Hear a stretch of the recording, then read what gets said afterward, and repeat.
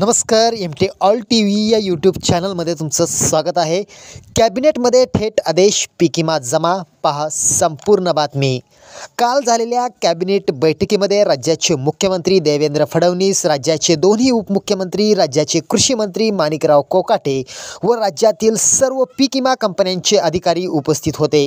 खरीप 2024मध्ये झालेल्या अतिवृष्टीमुळे शेतकऱ्यांचं अतोनात नुकसान झालं असून शेतकऱ्यांना 25% अग्रिम का वर्ग झाली नाही अशी विचारणा राज्य सरकारकडून करण्यात आली.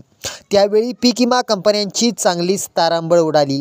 25% अग्रिम मंजूर झालेल्या जिल्ह्यांना तात्काळ पीक विमा जमा करावा, अन्यथा कारवाई केली जाईल अशी भूमिकाच राज्य सरकारने घेतली.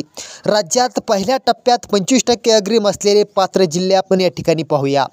पहिल्याच टप्प्यामध्ये आहे यवतमाळ, रायगड, नाशिक, अहिल्यानगर, पुणे, गडचिरोली, हिंगोली, परभणी, धाराशिव, कोल्हापूर या जिल्ह्यांना पहिल्या टप्प्यामध्ये 25% अग्रिम दिला जाईल अशी माहिती आता पीक विमा कंपन्यांकडून देण्यात आलेली आहे. ही रक्कम शेतकऱ्यांच्या खात्यावरती थेट 8 दिवसामध्ये जमा केली जाईल अशी माहिती देखील आता देण्यात आलेली आहे.